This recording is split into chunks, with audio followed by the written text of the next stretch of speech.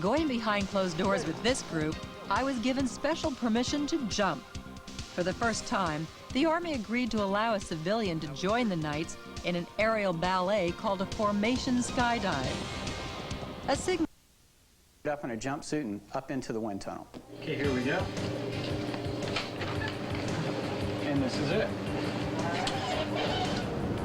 For my first flight, I was anchored with a 4-foot piece of rope. The gale-force winds generated by the jet engines are dangerous. If I lost control, I could be propelled into the giant exhaust fans 3 stories above, causing injury or death. Although the tether helped keep me within my instructor's reach, it now felt like I was really flying. I was supported by a column of warm air. The 120-mile-per-hour wind was so strong, it caused the skin on my face to actually vibrate.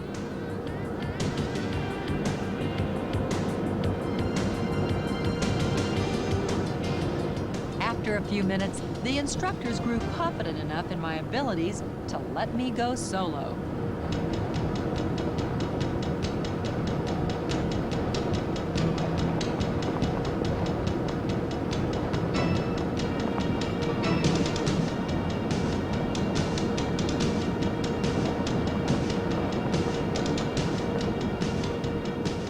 It looked simple, but without the tether, it was very difficult to keep my balance. I eventually learned to steer my body where I wanted it to go, but then overconfidence caused me to overshoot. I got too close to the edge of the tunnel, lost my air, and crashed, narrowly missing our cameraman. The only thing to do, get right back in.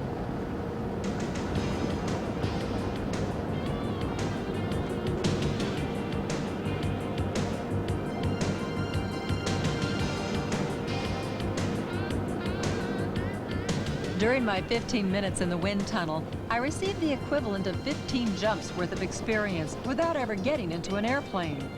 My instructors said I was ready, but I wondered how the wind tunnel compared to jumping out of a plane 3 miles above the earth. Sergeant Mark Hogue. We met inside the team's hangar. So I'm going to give you an altimeter. The altimeter, just like a big clock, starts at 0. It'll go up here to 11, 12, back to 0. It's 13,000 feet. And we'll pull the so report. instead of telling you the time, it tells you how high you How are? high, yes, ma'am. Ah. Works off of barometric pressure. Give me an idea of what it's going to feel like. It'll feel like you're driving your car 120 miles an hour and stick your head out. Windy. It'll be very windy, and it'll feel like you're flying. Now, someone told me that I should keep my mouth closed. Absolutely. What is that? Why is that? If you have your mouth open, you have 120 mile an hour wind going right down your throat. It'll inflate your cheeks and you look like a chipmunk. I'll make sure to keep it closed. As my tandem partner, it will be Mark's job to deploy the parachute. We will be attached to each other by a heavy harness. All right. All right.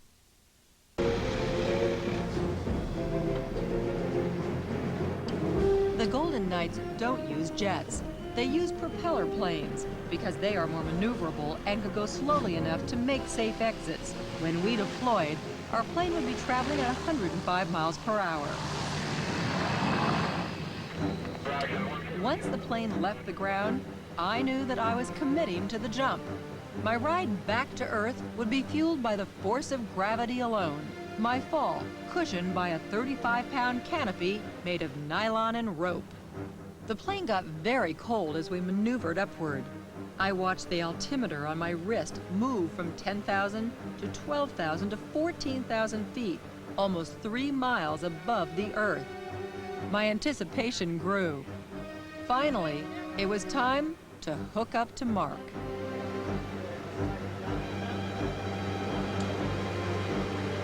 What do you need to remember while we're in free fall?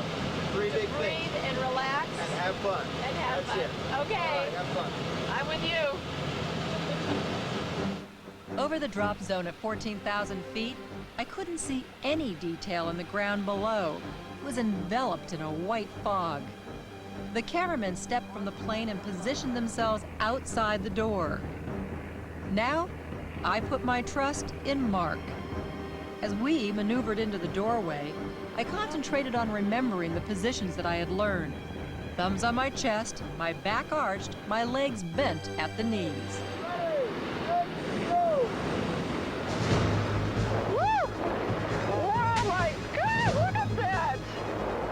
Once we exited the plane, Mark popped a small white chute called a drogue. Since Mark and I shared the same airspace, we would fall twice as fast as the cameramen. The drogue would help slow us down. Wow! Even though we plunged at 130 miles per hour for almost a minute, I never actually felt the sensation of falling. It seemed more like flying. I saw the cameramen come rushing toward us. This is the coolest thing! Then, Mark waved the cameraman off and pulled our chute. Okay, Joe, we got a good parachute. How'd you like that? That was unbelievable! The sudden shift in temperature caused the helmet cameras to fog, but to my eyes, the ground below became more distinct and clear. I could see the first two cameramen had already landed. Oh, I see, I see. Feet up underneath a little more. Is that good? As I positioned my feet, the earth seemed to fly up to meet me. Awesome! I am so lucky to get to do these things. That was great. 11 a.m., the Golden Knights drop zone in Rayford, North Carolina, and time for my next skydive. I'll be joining the world champion formation team, doing a series of intricate mid-air maneuvers. In Fort Bragg's giant wind tunnel, I learned how to maneuver in free fall. But in order to take part in the upcoming aerial ballet, I needed to master two additional disciplines, speed and accuracy. And to teach me, a man named Charlie Brown. And what we do is we compete actually against the clock. The stopwatch starts, so to speak, when we exit the aircraft, and then 50 seconds later, it stops. And however many formations we've completed in that time is our score. So let's reverse the door. I'm going to be back over here. Be facing that Brown is the captain of the world's #1 formation skydive team. way. Don't worry about that. Okay. How many are in the formation? There's normally 8 of us in the formation. You'll be number 8. Okay. And like everything else at Fort Bragg, before you ever step onto a plane, your every move is carefully rehearsed on the ground. As soon as we get out, he's going to let go of that. We're going to probably be in something like this. For our skydive, the challenge was to perform precision maneuvers while falling at 130 miles per hour. Our goal? 4 different formations in under a minute. The first, a circle called the right-hand donut. Pick up that leg right there. Number 2, the reverse left-hand donut. This one is tricky, requiring me to spin around 540 degrees, that's 1.5 revolutions, before rejoining the circle in the opposite direction. And then after that, we're going to do what we call a star-star, which is really, you guys are going to turn 360 degrees as a two-way pair, clockwise, while the rest of us do the same thing. This third formation would require me and the jumper to my left to pair off and spin around as if square dancing. Okay. Here, swing your partner do-si-do right Once here. you stay in place, I charge through, then you back there and stop. Okay. The fourth and final formation, the arrowhead. We're going to let go. You're going to kind of creep forward a little bit. And we're going to hold this formation until such time that Mark determines it's time to open the main parachute. And so then he's just going to deploy right out of here, and after he does, you're going to go up, and we're going to be waving Out to the you. middle. Exactly. All right. It was time for the team to suit up. But before you can fly, you have to learn to creep. In order to rehearse the formation in 3-dimensional space, the team uses modified mechanic sleds called creepers. Ready, set, go.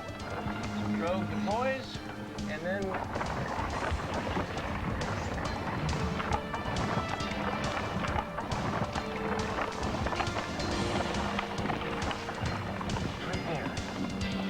deploys the drogue, and that's it. I'll go bye-bye. It is much harder on the ground than it is in the air. Okay.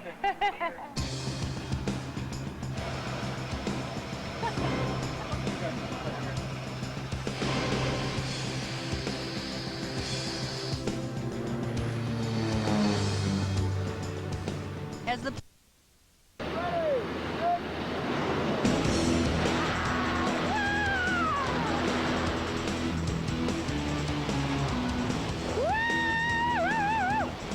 Once we left the plane, the team scattered to allow Mark to deploy the drogue, once again to slow us down. When it was in place, the team returned to form the first formation, the right-hand donut.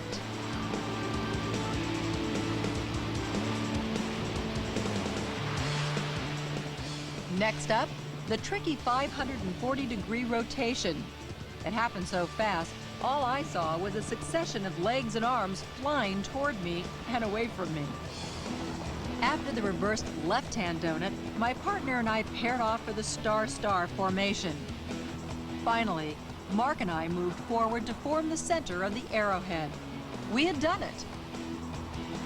We completed all 4 formations in only 47 seconds. All too soon, it was over. Mark deployed our chute, and we began to drift toward the Earth. That was unbelievable!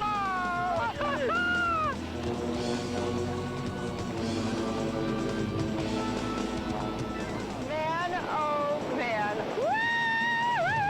Sorry.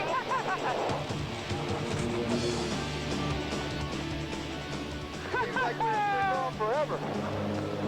Well, slide, stand up. Great job. All right. Good job.